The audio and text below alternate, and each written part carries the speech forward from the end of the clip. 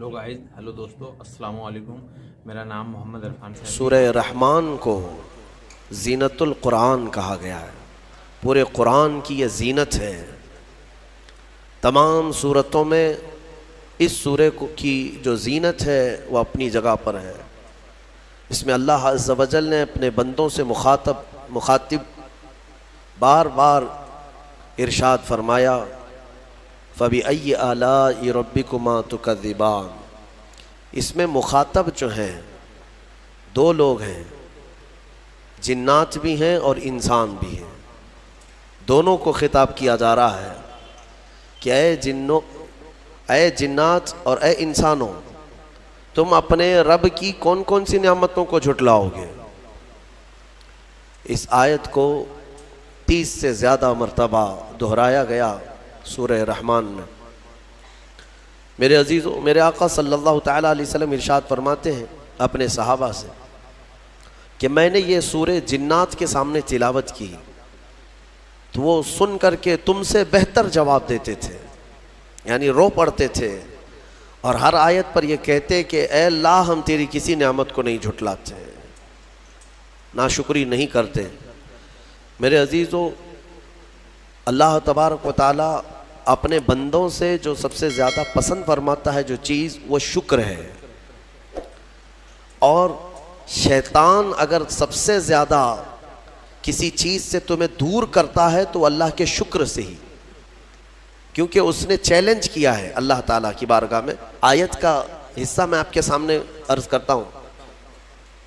अल्लाह तबारक व तआला से उसने कहा, लअक़उदन्न लहुम सिरातकल मुस्तक़ीम सुम्मा लआतियन्नहुम मिन बैनि अयदीहिम व मिन खल्फिहिम व अन अयमानिहिम व अन शमाइलिहिम वला तजिदु अक्सरहुम शाकिरीन। अल्लाह ताला से चैलेंज करते हुए कहता है शैतान कि मौला, तेरे रास्ते पर मैं बैठ जाऊंगा, सीधे रास्ते पर। जो भी उस पर चलेगा सीधे रास्ते पर, मैं कभी उसके दाएं जानिब से, कभी बाएं, कभी सामने से, कभी पीछे से आकर उसे ऐसा वरगलाऊंगा कि ऐ रब, तू अपने बंदों में शुक्र करने वाले नहीं पाएगा।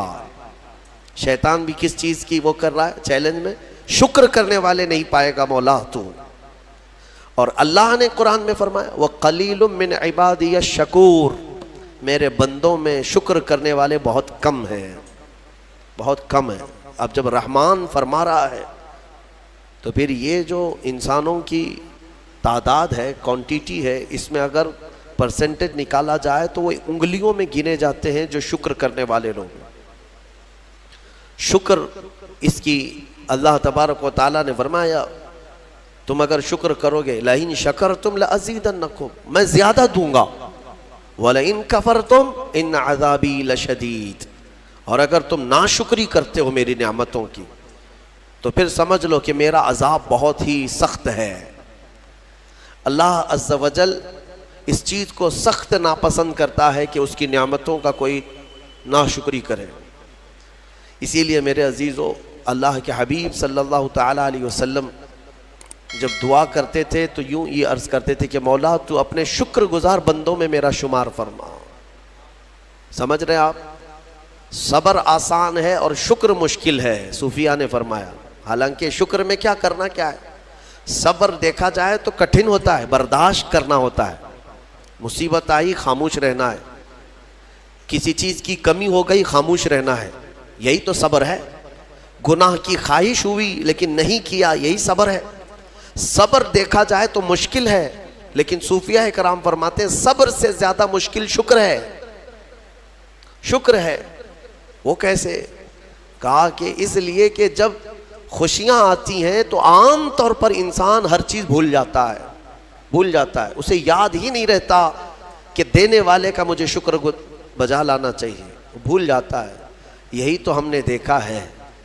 आप थोड़ा सा तजज़िया करके देख लें अपनी ज़िंदगी में, थोड़ा गौर व फिक्र करके देख लें।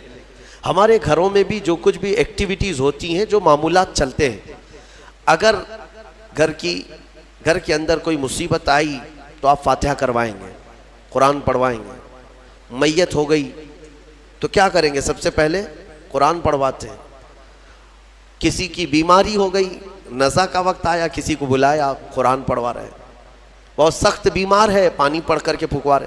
یہ ساری مصیبتوں کے وقت آپ قرآن یا عبادت کی طرف جا رہے ہیں، سجدہ کر رہے ہیں. لیکن کبھی شادی ہو رہی ہے گھر میں، بچے کا عقیقہ ہو رہا ہے، ولیمہ ہے، منگنی ہے، ان سب مواقع پر جو خوشیوں کے ہیں کب قرآن خوانی ہوتی ہے؟ کب قرآن پڑھا جاتا ہے؟ کیا رب ذوالجلال کی بارگاہ میں پہلے سے کوئی شکرانے کی محفل ہوتی ہے؟ بہت کم دیکھا گیا. موت پر، غم پر، بیماری پر دعائیں مانگی تو ضرور جاتی ہیں، قرآن پڑھا تو جاتا ہے، لیکن خوشیوں کے موقع پر بندہ بھول جاتا ہے. اسی لیے صوفیاء اکرام نے فرمایا شکر جو ہے یہ مشکل ہے، اور منافق شکر نہیں کر سکتا. یہ مومن کو عطا کی ہوئی نعمت ہے شکر کرنا. شکر کیسے کریں گے آپ؟ شکر کے بہت سارے طریقے ہیں. صرف یہ نہیں ہے کہ زبان سے کہہ دیا الحمدللہ، بلکہ تمہارے ہاتھ و پیر بھی شکر بجا لاتے ہیں، تمہاری زبان بھی اور تمہارا دل بھی. تینوں طریقے ہیں شکر کے. کسی کی زبان چلتی ہی نہیں تو کیا وہ شکر گزار نہیں ہے؟ لیکن اگر اللہ رب العزت کے حوالے اپنے آپ کو کر دیا، دل سے وہ کہتا ہے کہ مولا میرا کچھ نہیں، سب تیرا ہے، وہ دل سے کہہ رہا ہے، اس کے دل کا شکر ہے. وہ ہاتھ اور پیر اگر عبادت کے لیے اٹھاتا ہے تو یہ ہاتھوں اور پیروں کی طرف سے اللہ کا شکر ہے، اور پھر زبان سے اگر کہتا ہے تو یہ زبان کا شکر ہے. الحمدللہ. اور میرے عزیزوں، اللہ تبارک و تعالیٰ کو شکر ہی پسند ہے. اور شکر کا جو سب سے بہترین لفظ ہے وہ کیا ہے؟ شکر کرنے کا اللہ کا سب سے بہترین لفظ کیا ہے؟ الحمدللہ. یہی ہے نا. آپ کو عادت ڈالی گئی ہے کہ کسی نے بھی اگر آپ سے پوچھا کہ طبیعت کیسی ہے تو آپ کیا کہتے ہیں؟ الحمدللہ. چاہے سر درد ہو ہی رہا ہو لیکن آپ کہتے ہیں الحمدللہ. یہ شکر کرنے کا سب سے بہترین لفظ کیا ہے؟ الحمدللہ.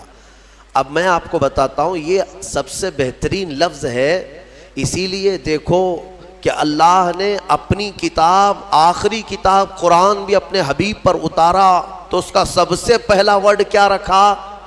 الحمدللہ. الحمدللہ سے پورا قرآن شروع ہوا. پھر تم اگر مولا کی بارگاہ میں عبادت کے لیے کھڑے ہوئے، نماز کے لیے رکعت باندھے، امام اگر کہیں سے جہر میں شروع کیا تو کہاں سے؟ نماز میں بھی اگر امام قرات شروع کرتا ہے تو کہاں سے شروع کرتا ہے؟ الحمدللہ سے ہی شروع کرے گا. میرے عزیزو، اتنا ہی نہیں بلکہ روایتیں ملتی ہیں کہ آدم علیہ السلام کو جب پیدا کیا گیا اور ان کے جسم میں روح ڈالی گئی، آپ کو چھینک آئی، سب سے پہلے آپ کی زبان سے نکلا الحمدللہ. اس سے اندازہ کرو کہ میرا مولا شکر پسند کرتا ہے، شکر پسند کرتا ہے. اسی لیے 30 سے زیادہ مرتبہ تم سے پوچھ رہا ہے مولا کون کون سی نعمتوں کو جھٹلاؤ گے؟ تم اللہ رب العزت کے آگے سرنڈر ہو جاؤ، سپرد ہو جاؤ کہ مولا نہیں، میں تیری کسی نعمت کا انکار نہیں کرتا. تمہیں اندازہ بھی نہیں ہے تمہارے پاس نعمتیں کیا کیا مولا نے دیا ہے، تمہیں اندازہ بھی نہیں ہے. وَإِن تَعُدُّوا نِعْمَةَ اللَّهِ لَا تُحْصُوهَا. اللہ فرماتا ہے اگر تم گننا چاہو گے اللہ کی نعمتیں ہرگز گن نہیں سکو گے. کیسے گنیں گے؟ ایک بزرگ نے لکھا ہے کہ اگر کوئی طے کر لیا، توجہ چاہتا ہوں، شیخ سعدی رحمۃ اللہ علیہ کے حوالے سے یہ بات ملتی ہے، کسی نے طے کر لیا کہ میں اللہ کی ساری نعمتوں کا شکر بجا لاؤں گا، اس نے جو بھی میری نعمتیں دی ہیں سب نعمتوں کا میں شکر بجا لاؤں گا. ٹھیک ہے، تمہاری زبان اللہ نے دیا ہے، یہ ایک نعمت ہے. ناک نعمت ہے، کان نعمت ہے، آنکھ نعمت ہے، ہاتھ ہیں، انگلیاں ہیں، پورے جسم میں ایک ایک عضو اللہ کی نعمت ہے. پھر پلس اس کے علاوہ جینے کے لیے جو یہاں پر گھر دیا یہ نعمت ہے، زمین پر چلنے کی طاقت دی یہ نعمت ہے، اور سونے کے لیے ہمیں بستر دیا، پہننے کے لیے کپڑے دیا یہ نعمت ہے، رشتہ دار دیا یہ نعمت ہے، اولاد دیا یہ نعمت ہے، ماں باپ دیا یہ نعمت ہے، اچھے دوست دیا یہ نعمت ہے، اسلام دیا یہ نعمت ہے، ایمان پر رکھا یہ نعمت ہے، اپنے آخری نبی کی امت میں پیدا کیے یہ نعمت ہے. یہ ہزاروں نعمتیں ہیں. لیکن اگر تم چلو طے کر لیتے ہو کہ میں اللہ کی ساری نعمتوں کا ایک ہی بات دیگرے شکر بجا لاؤں گا، اے اللہ تو نے مجھے زبان دی الحمدللہ، تو نے مجھے ناک دی الحمدللہ، سب نعمتوں کا شکر کرنے کا اگر کسی نے ارادہ کر لیا تو شیخ سعدی فرماتے ہیں تو پہلے وہ بیٹھ جائے، اس کو اللہ نے جو سانسیں دی ہیں نا یہ سب سے بڑی نعمت ہے۔ ایک سانس اندر جاتی ہے یہ نعمت، سانس باہر نکلتی ہے یہ نعمت۔ اگر تم نے سانس لے لیا نکلی نہیں باہر تو ختم ہو گئی تمہاری زندگی، اور سانس نکلی اندر لے نہیں پا رہے ہو یہاں پر بھی زندگی ختم۔ سانس لینا ایک نعمت، سانس باہر چھوڑنا یہ ایک نعمت۔ شیخ سعدی فرماتے ہیں اور ہر سانس نہیں ہوتی ہے، پرانی سانس نہیں آئے گی، پھر ہر سانس نہیں ہے، تو ہر سانس کے بدلے ہی تم اگر الحمدللہ کہتے رہ جاؤ گے تو زندگی گزر جائے گی سانسوں کے شکر پر، باقی نعمتیں ویسی ہی رہ جائیں گی۔ صرف سانسوں کے شکر پر تو زندگی گزر جائے گی۔ میرے عزیزو، اندازہ بھی نہیں کر سکتے کہ اللہ نے کون کون سی نعمتوں سے نوازا ہے۔ تمہیں پتہ ہے، میں ایک مرتبہ اس چیز کو بھی پڑھا تھا کہ اگر تمہیں سانس خرید کر کے لینا پڑ جائے، ہاسپٹل میں جا کر کے دیکھو آکسیجن کا ایک سلنڈر جو کبھی مریضوں کو لگایا جاتا ہے کتنی قیمت کا ہوتا ہے، دن بھر میں وہ کتنے سلنڈر سانس کھینچتا ہے۔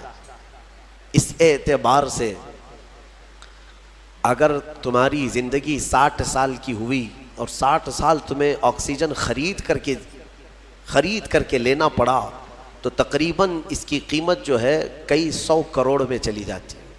ایک اندازے کے مطابق 50 سے 60 کروڑ کا آکسیجن تمہیں لگ جاتا ہے۔ تو کیا یہ ہر آدمی کیپیبل ہے اپنی سانسوں کو پیسے سے خرید سکے گا؟ اور رب ذوالجلال نے تمہارے لیے اتنی آسانیاں کی ہیں کہ سانس ایسا نہیں ہے کہ فلاں شہر میں ملتی ہے جا کر کے لائیں اور پھر کھینچیں، تم جہاں ہو تمہاری ناک کے قریب ہوائیں کیا ہے۔ اس رب قدیر نے اتنی بڑی نعمتوں سے تمہیں نوازا، تمہیں اندازہ بھی نہیں ہے۔ اور اسی لیے رب تعالیٰ فرماتا ہے فَبِأَيِّ آلَاءِ رَبِّكُمَا تُكَذِّبَانِ، تم میری کون کون سی نعمتوں کو جھٹلاؤ گے۔ حاتم اصم ایک بزرگ ہے، حضرت حاتم، خلیفہ ہارون رشید کے زمانے کے۔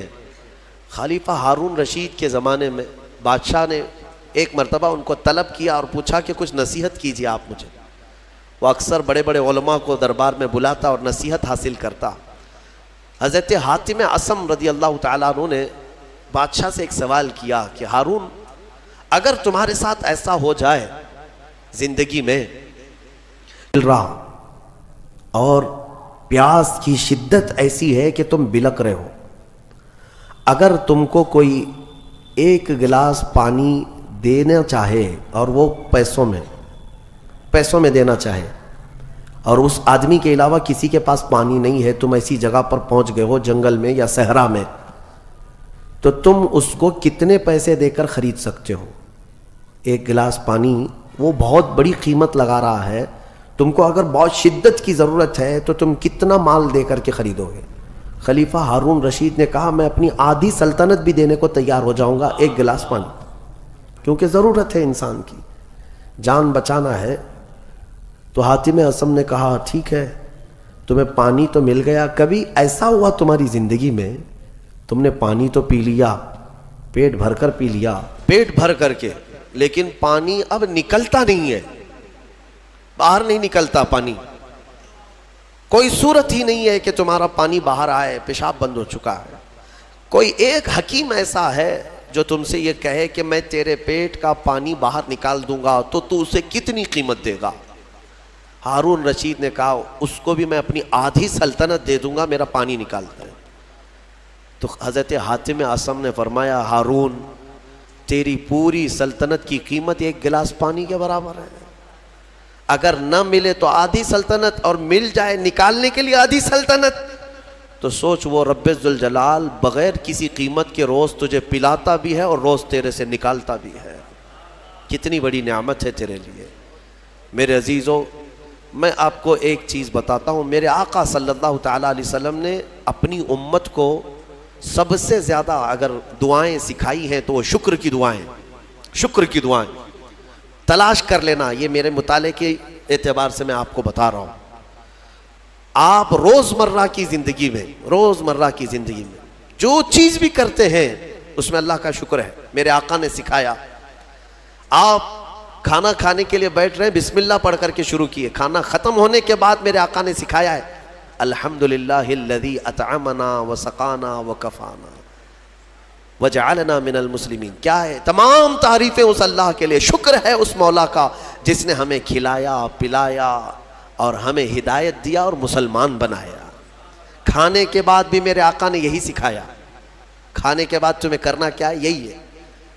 اچھا، اور نیند لگ رہی ہے، سونے کے وقت کہا بسم اللہ پڑھ کر کے سو جاؤ. لیکن سو کر کے اٹھتے ہو، اگر نیند کھلتی ہے تو میرے آقا فرماتے ہیں یہ پڑھو الحمدللہ الذی احیانا بعد ما اماتنا. الحمد سے ہی شروع ہے. تمام تعریفیں اس اللہ کے لیے جس نے ایک موت کے بعد مجھے دوبارہ اٹھایا ہے. ہاں، آپ کیا سمجھتے ہیں؟ نیند جو ہے موت کی بہن ہے. اگر کوئی سویا مولا چاہے تو اس کی آخری نیند ہو سکتی ہے. بہت سارے ایسے ہیں جو سوئے اور پھر اٹھ ہی نہیں سکے. نیند کی حالت ایسی ہوتی ہے کہ وہ آدھی موت کے برابر ہے، اس کو خبر نہیں ہوتی، اسی میں وہ چلا بھی جا سکتا ہے. اور پھر جب تمہیں بیدار کرتا ہے مولا تو یہ نعمت ہے، بہت بڑی نعمت ہے کہ تمہیں موت کے منہ میں لے جا کر واپس لے آیا. جب بھی تم اٹھتے ہو میرے آقا نے فرمایا شکر بجا لاؤ. شکر ہے اس اللہ کا، تمام تعریفیں اس اللہ کی. بعد ما اماتنا احیانا بعد ما اماتنا، ہمیں موت دینے کے بعد دوبارہ اٹھایا ہے. اس اللہ کا شکر ہے. سو کے اٹھو تو الحمدللہ. اتنا ہی نہیں میرے عزیزوں، میرے آقا صلی اللہ تعالیٰ علیہ وسلم فرماتے کپڑا اگر پہن لیا تو بھی پڑھو الحمدللہ الذی کسانی ھذا. تمام تعریفیں اس اللہ کے لیے جس نے مجھے یہ جوڑا پہنایا. ہاں، ورنہ اگر مولا تعالیٰ نہ چاہے تو کسی جسم پر کپڑا بھی نہیں آئے گا. وہ روز تمہیں پہناتا ہے، تمہارے ستر کو چھپاتا ہے.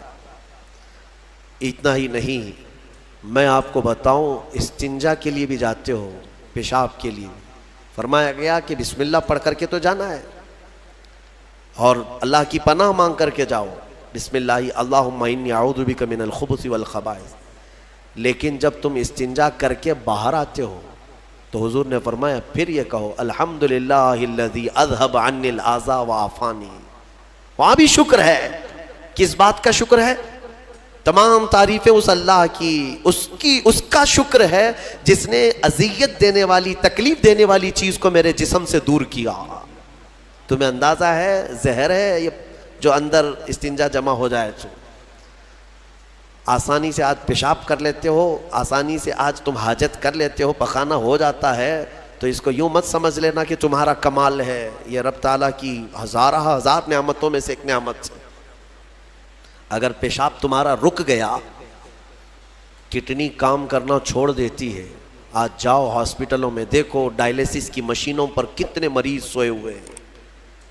تمہیں پتہ ہے پیشاب اگر نہیں نکلتا تو آج کے زمانے میں نیا ایک علاج ہے. ڈاکٹرز کیا کرتے ہیں کہ پانی جو ہے یہ پیشاب پورا خون میں مل جاتا ہے اور زہر بنتا ہے جسم میں.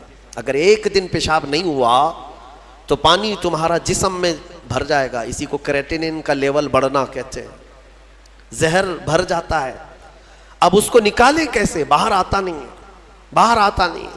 ڈاکٹر اس کے لیے ڈائلیسس کی مشین اس کو لٹاتے ہیں. کیا کرتے ہیں؟ بڑی موٹی موٹی 2 سوئیاں یہاں حلق میں ڈالتے ہیں گردن کے پاس، یا پھر ہاتھ سے ایک پائپ جسم کا پورا خون نکالتا ہے اور مشین میں ڈالتا ہے، اور مشین فلٹر کرتی ہے. دوسرے پائپ سے فلٹر کیا ہوا خون اندر جاتا ہے اور جو پانی ہے وہ مشین نکال کر کے باہر ایک ڈبے میں پھینکتی رہتی ہے. میرے عزیزو، میں نے اپنی آنکھوں سے دیکھا ہے ایک بار ڈائلیسس کرنے کے لیے 4 گھنٹے لگتے ہیں. 4 گھنٹے لگتے ہیں. اور کئی مریض ایسے ہیں جن کو ہفتے میں 3 مرتبہ یہ کرنا پڑتا ہے، اور ڈاکٹر ان کو 1 بوتل پانی دیتا ہے. لمیٹڈ پانی پینا، پورے 2 دن میں 1 لیٹر سے زیادہ پانی مت پیو. اللہ چاہ کر کے وہ پانی نہیں پی پاتے، چمچ سے پانی پیتے ہیں، ڈھکن سے پانی پیتے ہیں کہ زیادہ ہو گیا تو جسم میں نکلنے کی جگہ نہیں ہے. خیر، یہ تو ڈاکٹرز نے پیشاب نکالنے کے طریقے تو اپنا لیے میرے عزیزوں، لیکن اگر پخانہ نہیں نکلا تو اب تک اس کے علاج بھی نہیں ملتے. کھا لیا آپ نے، اگر یہ غلاظت نہیں نکل پائی تمہارے اندر تو پورے جسم میں یہ زہر بن کر کے پھیل جائے گا، موت کا سبب بن جاتا ہے۔ جب ہم بیت الخلاء میں جاتے ہیں اور پیشاب پاخانہ کر کے نکلتے ہیں تو تمہیں کیا لگتا ہے؟ میرے عزیزو، یہ اللہ کی ہزارہ نعمتوں میں سے ایک نعمت ہے کہ اذیت دینے والی چیز کو اس نے ہمارے جسم سے ہٹایا ہے۔ اسی لیے مولا فرماتا ہے فَبِأَيِّ آلَاءِ رَبِّكُمَا تُكَذِّبَانِ، تم میری کون کون سی نعمتوں کو جھٹلاؤ گے؟ اچھا یہ تو نکلنے والی بات میں نے کیا نا، نکلنے والی بات، لیکن تمہیں پتا ہے تمہیں اگر کھانے کے لیے بھوک نہ لگے تو کچھ نہیں کر سکو گے۔ کھانے کی خواہش ہونا یہ اللہ کی نعمت ہے، بھوک لگنا یہ اللہ کی نعمت ہے۔ اچھا یہ بھی میں آپ کو بتا دوں، بھوک لگتی نہیں ہے کسی کو تو یہ مصیبت ہے، کھا ہی نہیں سکتا، بغیر بھوک کے وہ اندر لے بھی نہیں سکتا لقمہ۔ یہ رب تبارک و تعالیٰ کی طرف سے نظام رکھا گیا ہے، وہ بھوک لگتی ہے وہ کھاتا ہے۔ اور ایک بات میں بتا دوں، ایک بڑی بیماری ہے دنیا کی، بھوک تو بہت لگتی ہے، آدمی کھائے جاتا ہے لیکن پیٹ بھرتا نہیں، سیرابی نہیں ہوتی، شکم سیر نہیں ہوتا۔ یہ بیماری ہے ہیضے کی بیماری۔ اس بیماری میں حجاج بن یوسف مر گیا، ہاں بڑا گورنر تھا، جانتے ہیں بھوک اتنی لگتی تھی اس کو کہ ایک مرتبہ ایک گائے پوری ذبح کر کے بھون کر کے اس کو کھلائی گئی، پیٹ نہیں بھرا، خواہش ابھی بھی باقی ہے، بھوک ابھی بھی ہے، اور کچھ کھلا دو اور کچھ کھلا دو۔ اس کو پھر انڈے کھلائے گئے، مرغیاں کھلائی گئی، اتنا کھلایا گیا کہ پیٹ پھٹ گیا، پیٹ پھٹ گیا اور زہریلا ہو گیا۔ آپ کو کیا میں بتاؤں، پیٹ 4 لقمے کھانے کے بعد، کسی کو 10 لقمے کھانے کے بعد ایسا لگتا ہے نا پیٹ بھر گیا، الحمدللہ پیٹ بھر گیا ہے۔ یہ جو شکم سیر آپ کو لگتا ہے یہ اللہ کی نعمت ہے۔ کچھ لوگوں کو یہ بیماری ہے کہ تم ان کو 4 کلو بھی اندر کچھ ڈال دو تو یہاں کی جو چاہت ہے وہ نہیں جائے گی، ہاں خواہش نہیں ختم ہوگی۔ اسی طرح پیاس لگنا اللہ کی نعمت ہے، اور پیاس کا بجھ جانا یہ بھی نعمت ہے۔ سکرات کے وقت میں فرمایا گیا اگر ایک ندی پانی بھی اس کو پلایا جائے تو یہ حلق نہیں سوکھے گا، پیاس باقی رہے گی، اور پانی اور پانی اور پانی۔ تم اندازہ کر سکتے ہو ایک گلاس پانی پینے کے بعد اگر ٹھنڈک لگی، ہاں پیٹ بھر گیا، پیاس بجھ گئی، نعمت ہے اللہ کی یہ۔ اور ایک بیماری یہ ہے کہ اس کے اندر ایک بالٹی پانی بھی ڈال دیا جائے تو حلق نہیں سوکھتا، پیاس بجھتی نہیں ہے، پھر زبان چپکنے لگتی ہے، حلق سوکھنے لگتا ہے، یہ بیماری ہے۔ میرے عزیزوں میں تو صرف تمہارے جسم کی نعمتیں گنا رہا ہوں، تمہیں اندازہ بھی نہیں ہے۔ ابھی چند دنوں قبل میں نے اپنے بچوں کے سامنے بھی ایک بات عرض کیا تھا، میں 1-2 سال قبل شاید ایک مطالعے میں تھا، کسی چیز کی اسٹڈی میں، ایک نئی چیز میرے مطالعے پہ آئی تھی۔ ایک صاحب کئی دنوں سے وہ بیمار رہتے تھے، ان کو ہوتا کیا تھا، چلتے تھے تو اچانک ٹیڑھے ہو جائے اور ایسا لگے کہ دیوار گر رہی ہے، روڈ پہ چلے تو ایسا لگے کہ یہ گاڑی میرے اوپر گرے گی۔ ہاں یہ ایک بیماری ہے۔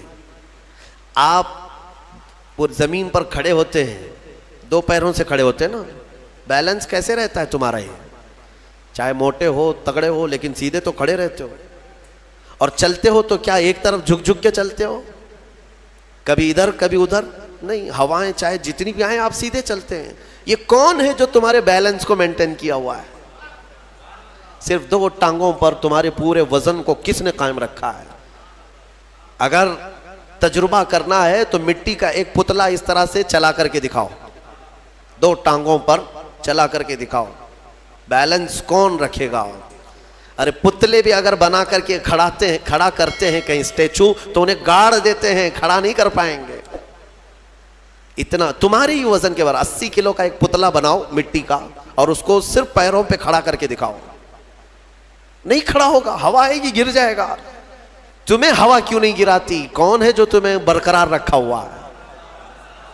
آپ کو میں بتاؤں تو حیرت ہوگی آپ کہ کون سی چیز مینٹین کرتی ہے، پتہ ہے آپ کو کون سی چیز تمہارے جسم کے اندر؟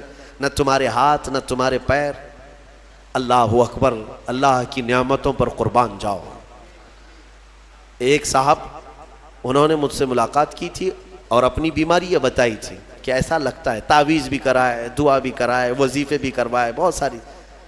ایک ماہر دانشور تھے، انہوں نے مجھ سے یہ کہا کہ مولانا مسئلہ یہ ہے کہ ہمارے دونوں کانوں کے بیچ میں ایک چھوٹا سا پارا، ایک قطرہ ہوتا ہے پارے کا، لکوڈ پارا دیکھیں آپ بی پی چیک کرنے کے وقت جو چڑھتا اترتا ہے مشینوں پہ، اس طرح کا ایک ہلکا سا ایک لکوڈ قطرہ ہمارے دونوں کانوں کے برابر بیچوں بیچ ہوتا ہے، اور وہ قطرہ ہے جو پورے بیلنس کو مینٹین کرتا ہے. وہ ایک قطرہ ہے، اگر اس قطرے کے اندر ذرا برابر بھی ادھر ادھر ہوا، وہ ایک طرف ہو گیا تو آدمی یوں چلنے لگ جائے گا، اگر وہ اس طرف ہو گیا قطرہ تو پھر آدمی اس طرف جھک جائے گا. اور یہ جلدی ہوتا نہیں ہے، وہ اتنا مضبوطی کے ساتھ پورے انسانوں کے جسموں کو سنبھالے رکھتا ہے. میرے عزیزوں، پھر میں یہ پوچھتا ہوں فَبِأَيِّ آلَاءِ رَبِّكُمَا تُكَذِّبَانِ، تم اپنے رب کی کون کون سی نعمتوں کو جھٹلاؤ گے. اور ایک بات، عجیب چیزیں میں نے دیکھی، کبھی ہم غور نہیں کرتے نا اپنے جسم میں، اور اسی لیے میرا رحمان فرماتا ہے وَفِي أَنفُسِكُمْ أَفَلَا تُبْصِرُونَ، تمہاری ذات میں میری نشانیاں ہیں، تم دیکھتے نہیں. اللہ پوچھ رہا ہے تمہاری اپنی ذات میں میری نشانیاں ہیں. محبوب الہی نظام الدین اولیاء رحمۃ اللہ تعالیٰ علیہ نے فرمایا اللہ تبارک و تعالیٰ تک اگر پہنچنا چاہے بندہ تو صرف اس کی نسیں جو ہے نا، اس کی رگیں، یہی کافی ہیں اس کے لیے. ہاں میرے عزیزوں، آج بھی ڈاکٹرز یہ کہتے ہیں کہ تمہارے جسم کے اندر کی نسیں اگر کھول کر کے پھیلا دی جائیں تو 10,000 کلومیٹر تک پھیل جائیں گے، یعنی تقریباً ایک دنیا گھومنے کے برابر. اتنی نسیں تمہارے جسم کے اندر ہیں کہ اگر ان کو کھول کر کے پھیلا دیا جائے تو اتنی لمبی ہو. کون ہے جو یہ سارا مینٹین کیا ہوا ہے؟ اور ہر نس میں وہ خون کو دوڑاتا ہے اور پھر واپس پہنچاتا ہے دل تک.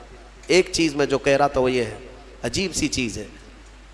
ایک صاحب نے فرمایا کہ ایک بیماری ہے کہ یہ ایک صاحب ہیں کہ ان کی آنکھوں کی پلک بند ہی نہیں ہوتی. اس پر تحقیق کی گئی.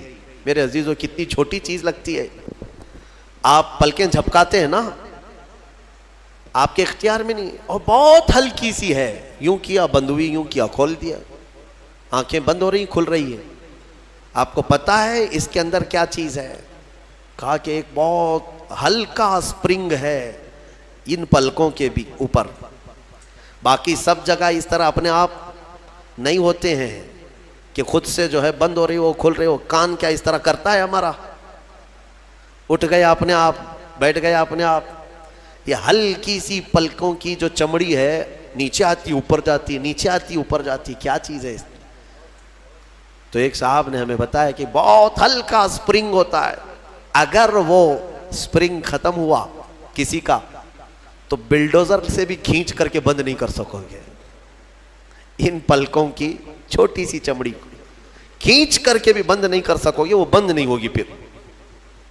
اسی لیے مردوں کو دیکھو، اگر کسی کی آنکھیں بند نہیں کیا آپ نے موت کے بعد، وہ کھلی رہ گئی، تو پھر آپ گھنٹوں کھینچ کے اس کی آنکھ بند کرو، بند نہیں ہوگی، نہیں ہوگی. کیونکہ موت کے بعد یہ سارا حصہ ختم ہو گیا. اور مرے ہوئے آدمی کو آنکھیں بند ہے اس کی، آپ نے بند کیا، پھر اس کے 1-2 گھنٹے کے بعد اس کی پلکیں اٹھا کر کے دکھا دو، کھول کر کے دکھا دو اس کی آنکھیں. سارے لوگ مل کر کے بھی اس کی آنکھوں کی پلکوں کو کھول نہیں سکیں گے. میرے عزیزو، ہے تو بہت ہلکی سی چیز، لیکن تمہیں پتا ہے اس کی معنویت کتنی ہے؟ اس کی معنویت کتنی ہے؟ یہ بات میں کیوں کہہ رہا ہوں؟ ایک صاحب کو یہ بیماری کی وجہ سے، اس بیماری کی وجہ سے وہ پاگل ہو گئے. کیا بیماری تھی؟ کہ پلک جھپک نہیں رہی ہے، بند نہیں ہو رہی ہے، اور بند نہیں ہو رہی ہے تو نیند نہیں آتی. جیسے نیند آئے گی تو آنکھوں کا آٹومیٹک بند ہونا ہے، اور آنکھ بند نہیں ہو رہی تو سوئے گا کیسے؟ اور نس ہونے کی وجہ سے وہ مینٹلی ختم ہو گیا، پاگل ہو گیا. اور اب تو شاید مر بھی گیا ہوگا. یہ کافی 2-3 سال پہلے کی بات میں ہم اندازہ بھی نہیں کرتے کہ اتنی چھوٹی چھوٹی چیزیں. میرے عزیزوں، ہمارے بال جو جسم میں ہیں، ایک رواں بھی اس کا بال کا یہ اللہ کی نعمت ہے. آپ دیکھیں ایک بال بھی نکل گیا تو پھوڑی آ جاتی ہے اس کی قیمت بتانے کے لیے کہ یہ یوں ہی اللہ نے نہیں دیا تم کو, یوں ہی نہیں.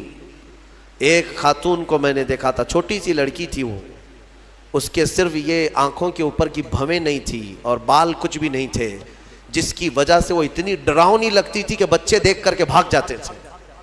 صرف یہ آنکھوں کے بال نہیں تھے اور وہ چہرہ چھپائی رہتی. بہت بڑی ٹیلنٹڈ بچی, پڑھنے میں لکھنے میں ساری چیزوں میں بہت اچھی, لیکن اس کی وجہ سے وہ چہرہ چھپائی رہتی.